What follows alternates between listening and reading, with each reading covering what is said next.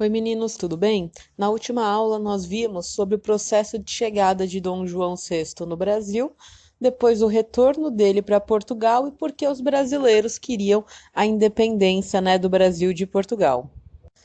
Na aula de hoje nós veremos o que aconteceu depois daquele dia do fico, depois que Dom Pedro I declara a independência do Brasil. E também o que vai acontecer, né, nesse primeiro reinado, que foi o governo de Dom Pedro I, e a saída dele do poder, e o que acontece quando ele sai do poder e deixa para governar o filho dele, que não tem idade ainda para ser o imperador do Brasil. Então, nós veremos esses dois momentos diferentes da história do Brasil Império. Primeiro, a instituição do primeiro reinado e depois os governos regenciais que vão preceder a entrada de Dom Pedro II no poder. Começando aqui, então, pelo processo de independência do Brasil. Quando Dom Pedro I declara, né, a independência, nós tínhamos ainda algumas tropas portuguesas que ocupavam a região, né, de Salvador e as províncias do Piauí, do Pará, da província Cisplatina e do Maranhão. E essas tropas portuguesas não queriam aceitar a autoridade de Dom Pedro I como imperador do Brasil, com, né, o Brasil sendo separado de Portugal. Por conta disso, nós tivemos alguns movimentos de resistência de brasileiros contra as tropas portuguesas aqui. O principal foco que nós tivemos de resistência aconteceu na capitania, né, da Bahia, lá na província de Salvador, onde o brigadeiro Madeira Melo vai comandar a resistência contra, né, as tropas portuguesas. Para ajudar os baianos, Dom Pedro I ele vai enviar algumas tropas que foram comandadas pelo general Labatu, que vão, né, vão se estabelecer em Salvador e vão lá combater os portugueses.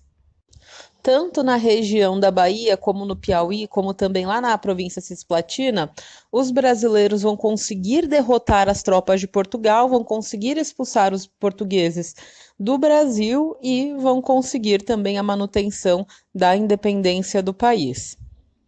E com essa independência, nós temos então Dom Pedro I agindo como o maior governante, o monarca, o imperador brasileiro. E para conseguir governar nesse primeiro momento, nós vamos ver aqui nesse primeiro momento, porque o governo de Dom Pedro I foi bem conturbado, inclusive em poucos anos ele precisa sair do Brasil e ir para Portugal, né? Porque vai ter uma rejeição por parte da elite brasileira sobre Dom Pedro I. Mas nesse primeiro momento, para conseguir governar o Brasil, Dom Pedro ele vai criar um ministério que vai ser, né, composto por brasileiros. E a principal figura política que a gente tem no país nesse momento, que vai compor que vai chefiar, né, o ministério de Dom Pedro I, vai ser José Bonifácio.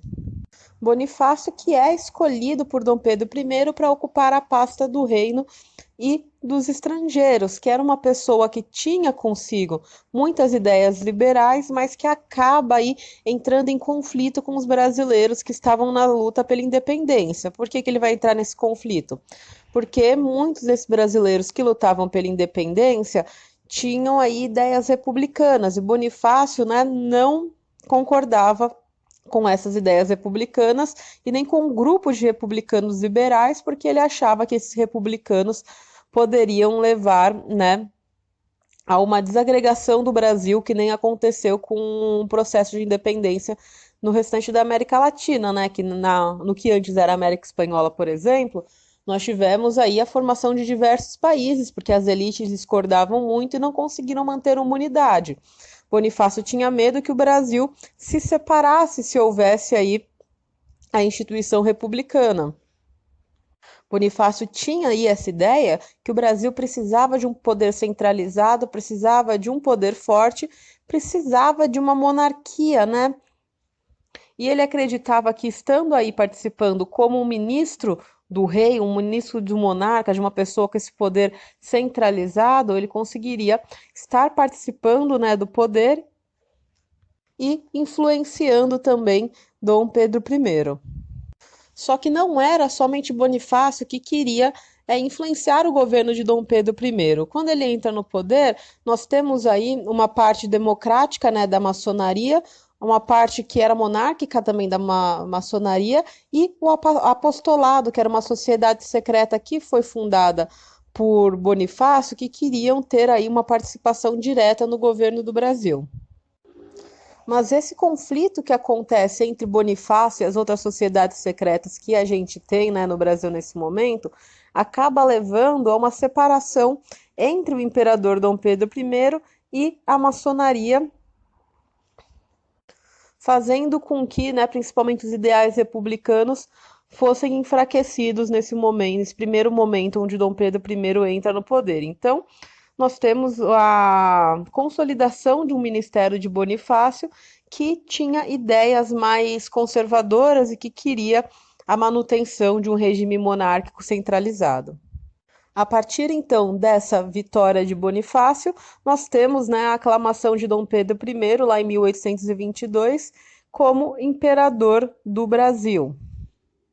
E depois nós temos o exílio, né, dos líderes que eram constitucionalistas, que foram José Clemente Pereira, Januário da Cunha Barbosa e Gonçalves Ledo, mostrando então essa vitória do imperador e das ideias de Bonifácio no Brasil nesse primeiro momento. E como que foi esse governo de Dom Pedro I depois que ele se consolida como imperador do Brasil? Em um primeiro momento, né, Dom Pedro I ele sabia que ele precisava do apoio de brasileiros para conseguir continuar no poder. Então ele vai convocar uma Assembleia Constituinte, onde a maior parte, né, dos deputados que faziam parte dela eram brasileiros, e por isso eles tinham ideias que visavam, né, beneficiar a elite brasileira. Essas ideias dos brasileiros vão acabar se chocando com as tendências autoritárias e até um pouco absolutistas, né, de Dom Pedro I. Então, mesmo que existisse uma assembleia, mesmo que teoricamente fosse essa monarquia parlamentar, Dom Pedro I, né, vai se chocar com a própria assembleia, vai começar a estabelecer uma série de medidas autoritárias que vão levar a um conflito entre Dom Pedro I e o seu próprio parlamento. Como então a relação entre os brasileiros e Dom Pedro não estava aí dando sucesso nesse momento, Dom Pedro vai dissolver a Assembleia e vai colocar uma Assembleia formada, né, por amigos pessoais dele. Entre esses amigos, né, nós teremos aí alguns portugueses que vão estar andando com Dom Pedro I. E por conta, né, desse contato de Dom Pedro I com portugueses, alguns jornais, né, que eram importantes no período, como a Sentinela da Liberdade e o Tamoio, vão acusar, né, Dom Pedro I de estar se cercando de elementos portugueses e tramando um plano de fazer com que o Brasil voltasse a ser uma colônia de Portugal. Então, nós tínhamos aí um conflito entre brasileiros e portugueses, Dom Pedro e o povo brasileiro, que ia se fortalecendo. O ápice que a gente tem aí, né, desse conflito, quando a gente pensa nas medidas tomadas por Dom Pedro I, é o quê? Nós tínhamos os deputados, né, os deputados brasileiros que tinham construído uma Constituição, e essa Constituição iria limitar o poder de Dom Pedro I. Aí, essa Constituição, inclusive, ficou conhecida como Constituição da Mandioca, né? E mais para frente vai acabar sendo dissolvida, né? Vai acabar sendo negada por Dom Pedro I. E quando estavam discutindo esse projeto da Constituição, né, essa Constituição da Mandioca, Dom Pedro I ele vai ordenar um cerco no prédio da Assembleia, que estava em uma sessão permanente, que ficou conhecida como Noite da Agonia, vai determinar a dissolução da Assembleia Constituinte, vai nomear um conselho de Estado formado por membros, né, da sua confiança para escrever a Constituição, né, a nova Constituição do país, que vai ser a Constituição de 24. Essa Constituição colocada por Dom Pedro I era uma Constituição que concentrava os poderes na mão dele. Ele vai criar, na verdade, 4 poderes que vão acabar fazendo com que, né, quem tivesse realmente poder fosse o imperador. Ele vai criar, então, É, o poder executivo, o legislativo, o judiciário e o moderador. E com o poder moderador ele poderia fazer, né, o que ele bem entendesse, poderia dissolver as decisões da Assembleia. Era uma constituição, então, que parecia ser liberal, porque tinha a divisão dos três poderes, mas tinha um quarto poder aí que tornava uma constituição conservadora, porque tinha o poder moderador que acabava comandando os outros três poderes.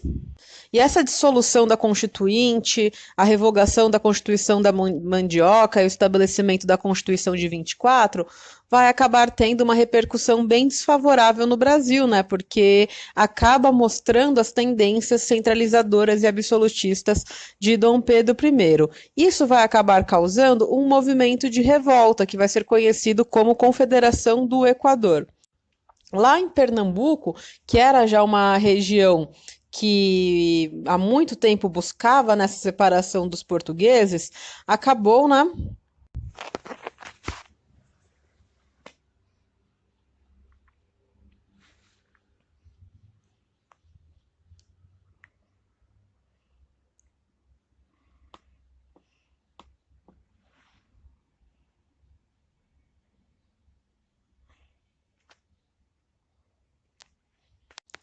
pensando então sobre a política interna que nós tivemos, né, da independência, nós temos esses pontos, né, as lutas de independência que aconteceram principalmente lá no Nordeste, a entrada de Dom Pedro I no poder e os conflitos que ele estava tendo com os brasileiros. Agora nós vamos ir para a política externa que aconteceu no primeiro reinado e o processo de abdicação de Dom Pedro I, que aconteceu por conta dos conflitos que Dom Pedro estava tendo com os brasileiros. Nós vimos já então o processo de luta de independência, mas temos ainda, né, os reconhecimentos da independência e alguns conflitos que acabaram acontecendo entre o Brasil e alguns outros, né, territórios no período da entrada de Dom Pedro I no poder. Primeiramente, sobre o reconhecimento da independência. Era interesse, né, principalmente lá da Inglaterra, que vivia a Revolução Industrial, que o Brasil tivesse a independência, porque o Brasil, né, independente era um Brasil de livre comércio, então ele não estaria mais, né, submetido às taxações e aos monopólios de Portugal. Então, os outros países que quisessem lucrar com o Brasil conseguiriam fazer isso melhor com o Brasil independente. Então, o que vai acontecer? Nós teremos aí a Inglaterra articulando o reconhecimento da independência do Brasil por Portugal. Portugal vai concordar, então, tendo essa pressão inglesa com a independência do Brasil, mas com uma condição, né? O Brasil teria que pagar 2 milhões de libras esterlinas para Portugal e teria que dar o título honorífico de imperador do Brasil a Dom João VI. Então, Brasil consegue a independência? Consegue o reconhecimento da independência?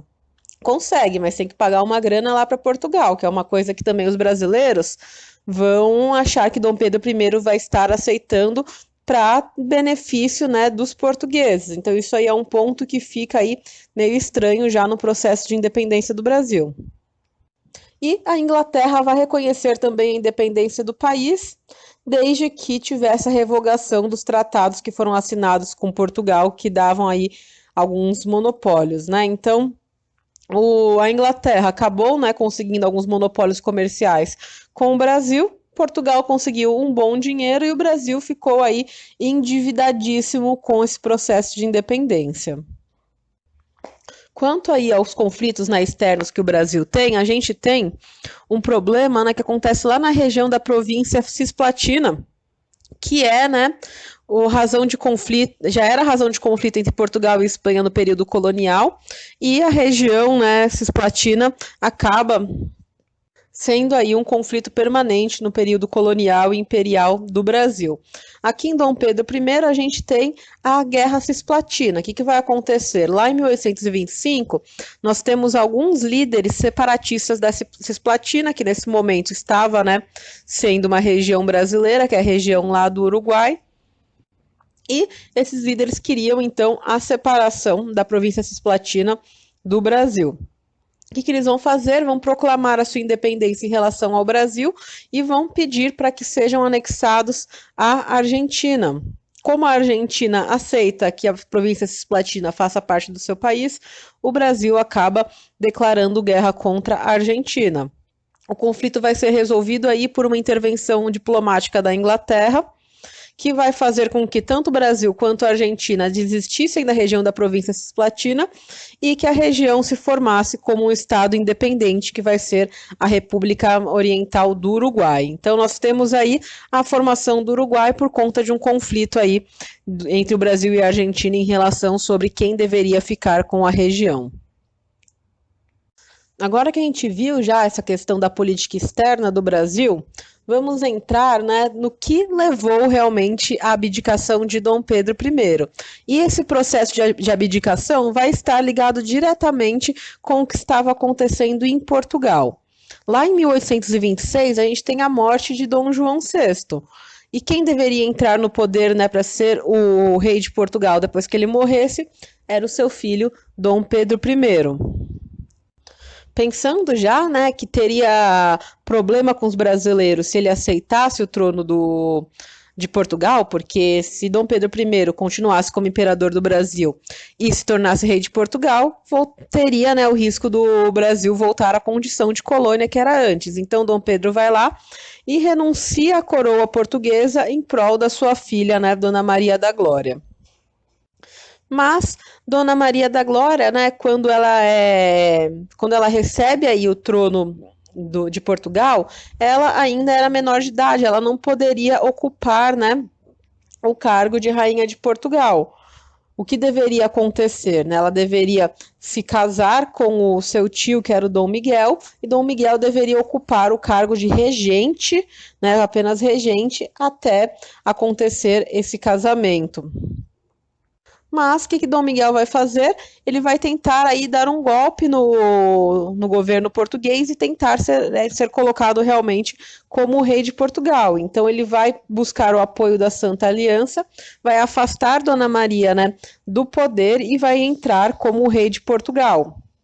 Dom Pedro, então, vendo que a sua casa iria perder, né, o trono de Portugal, vai fazer o quê? Vai fazer um movimento para combater os miguelistas, né, para tirar Dom Miguel do poder.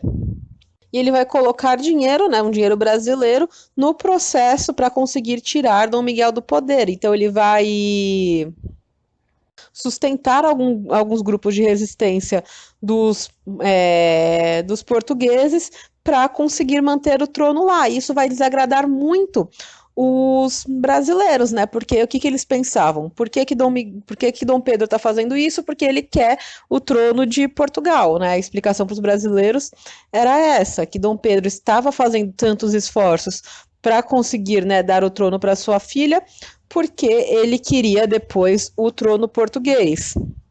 Isso vai acabar fortalecendo as campanhas contra Dom Pedro I no Brasil.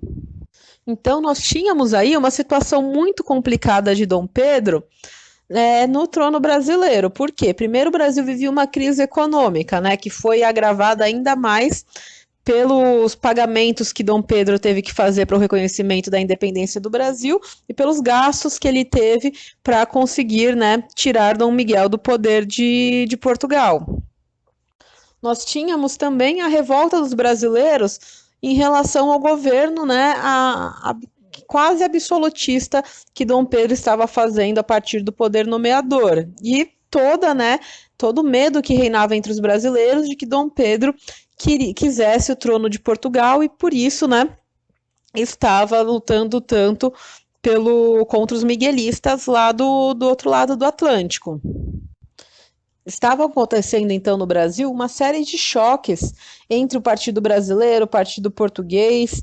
O ápice, né, desses choques foi quando, depois de uma viagem, né, de Dom Pedro a Minas Gerais, acabou acontecendo no Rio de Janeiro a Noite das Garrafadas, que foi um conflito de rua entre brasileiros e portugueses que acabou, né, matando milhares. Então, os conflitos, né, que estavam acontecendo no Brasil iam se fortalecendo cada vez mais, iam surgindo motins, iam surgindo agitações.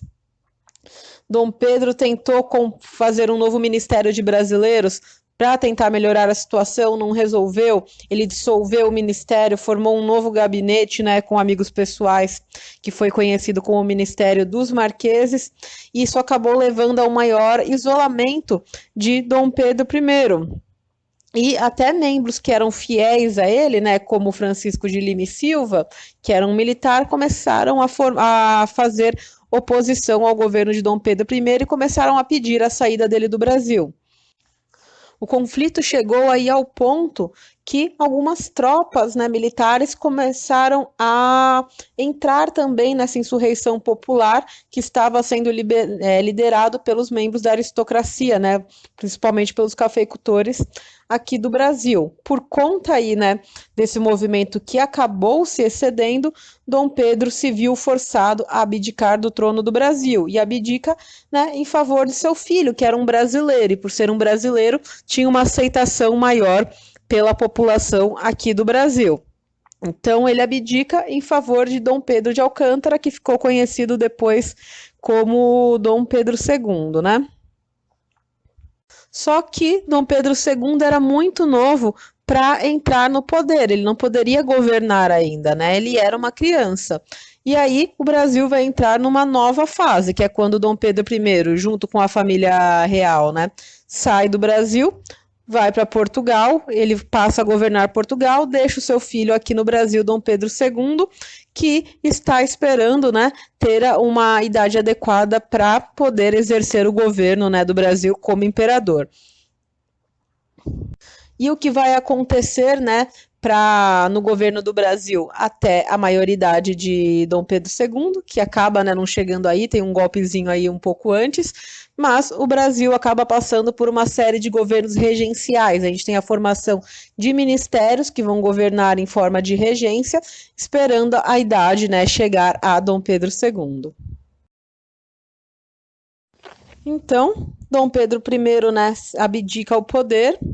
E nós estamos agora no momento dos governos regenciais, que foi uma fase bem conturbada, na verdade, da história do Brasil.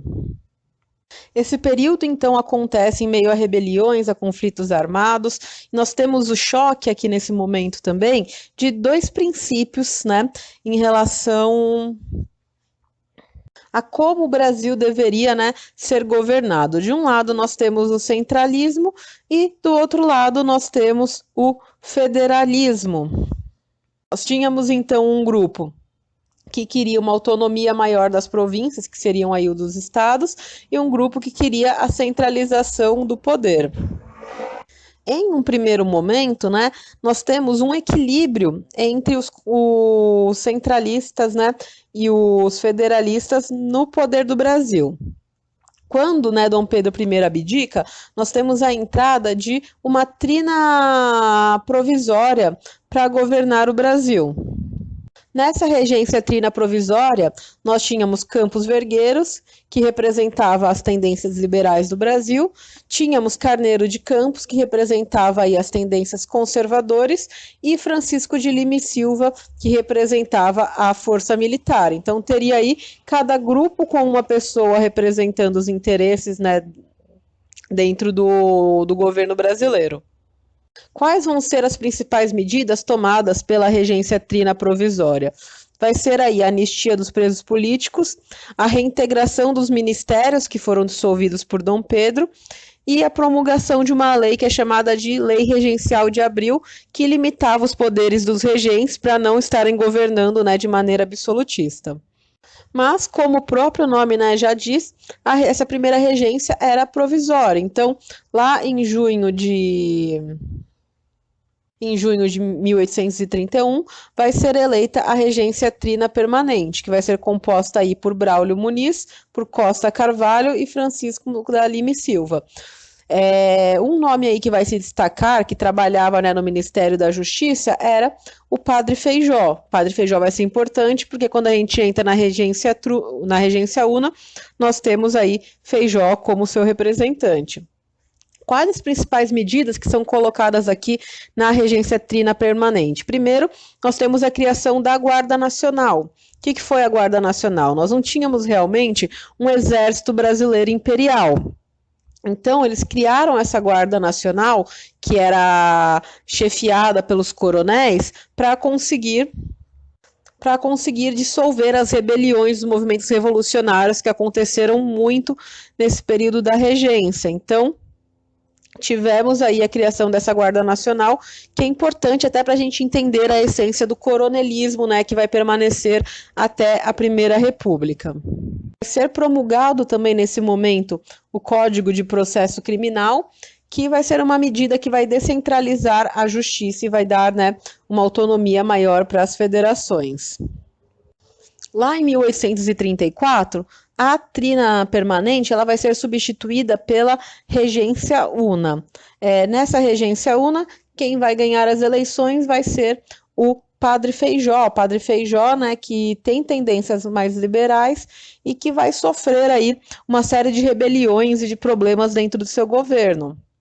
Então, ele tinha aí, né, movimentos rebeldes como a cabanagem e a farroupilha, que nós vamos ver mais daqui a pouco, que vão acabar conturbando muito o governo de Feijó, fazendo com que, né, pouco tempo depois, ele tenha que renunciar ao poder e entregar o poder ao ministro do Império, que era Araújo Lima, que tinha tendências mais conservadoras. E vendo aí, né, uma disputa que estava acontecendo entre liberais e conservadores, vendo as rebeliões, vai ser aí, né, pensado que a melhor solução para conseguir manter a unidade do Brasil e não dar abertura aos movimentos separatistas que estavam, né, cada vez mais fortes, era colocar Dom Pedro II no poder. Então, por conta dos conflitos que estavam acontecendo na regência, a gente tem o golpe da maioridade, que vai colocar um fim, né, no período regencial brasileiro. E que vai, né, colocar também Dom Pedro II, ainda menor de idade, mas agora, né, não tão mais jovem, no poder do Brasil. Um outro ponto importante que eu acabei passando, né, é que na lei que foi colocada, né, em 1834, foi adicionada à antiga Constituição feita por Dom Pedro I, alguns pontos que davam, né, uma abertura maior aos liberais, né, que principalmente davam maior autonomia às federações, que foi o ato adicional de 1834. Nesse ato adicional, houve aí a supressão do Conselho de Estado, houve a criação de assembleias legislativas provinciais que davam autonomia, né, às províncias, teve a transformação, né, da regência trina numa regência una e a criação do município neutro do Rio de Janeiro. Foram revoltas, né, foi uma medida, né, então, mais descentralizadora e que quando os conservadores voltam ao poder depois da retirada de Feijó, acaba, né, sendo dissolvida. Para terminar aqui a aula de hoje, nós vamos ver um pouco sobre as rebeliões que aconteceram no período regencial que eu citei para vocês. E o que buscavam nessas rebeliões? Nós tínhamos principalmente rebeliões que queriam uma autonomia das províncias, algumas rebeliões que queriam a separação do governo regencial até a entrada de Dom Pedro II, e algumas, né, que queriam a melhora de condição de vida para alguns grupos, né, específicos da população. Nós tivemos, por exemplo, lá no Nordeste, a revolta dos malês, né, que foi uma revolta ligada intimamente a um grupo, né, de escravos de origem muçulmana que eram os malês. Então nós temos aí uma série de rebeliões que vão acontecer nesse momento da regência, né? As principais aí que acontecem no Pará, que é a cabanagem, no Maranhão, a balaiada, na Bahia, a sabinada, em Salvador, né, a revolta dos malês, e lá no Rio Grande do Sul, que a gente tem, na verdade, a separação do Rio Grande do Sul e de Santa Catarina, né, do restante do Brasil, por, né, 10 anos, que é a Guerra das Farroupilhas, né, ou a Guerra dos Farrapos. A cabanagem e a balaiada foram aí rebeliões que tiveram um caráter, né, mais popular. Então, as reivindicações do povo, né, pedindo aí melhores condições de vida, apareceram nessas rebeliões. O que aconteceu é que quando elas foram suprimidas, né, foram suprimidas com maior violência.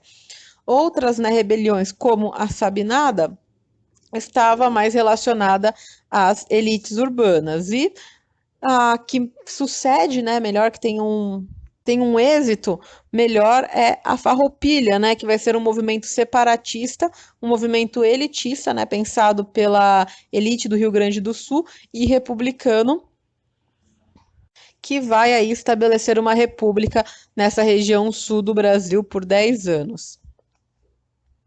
Mas todas aí essas revoltas, tirando aí a revolta dos malês, que queria realmente acabar com o escravismo, né, o restante dessas rebeliões tiveram aí algumas características em comum, mesmo que algumas quisessem, né, mesmo que algumas tivessem participação popular, a maior parte dessas rebeliões foram aí pensadas por uma elite agrária e por algumas camadas da classe média, né, urbana, que buscavam uma autonomia em relação ao governo provincial. E essas rebeliões, né, tirando a Farroupilha, que acabou durando um período maior, acabaram sendo suprimidas pela Guarda Nacional, né? Então, foram rebeliões que não tiveram realmente êxito, tirando aí a Farroupilha, e que acabaram, né, conturbando esse momento da regência e se fortalecendo, né, um ponto dos líderes ficarem, né, receosos de haver um separatismo no Brasil, o que acaba levando ao golpe da maioridade. Mas o golpe da maioridade, realmente, o governo de Dom Pedro II, nós veremos nas próximas aulas. Por hoje foi isso e até a próxima.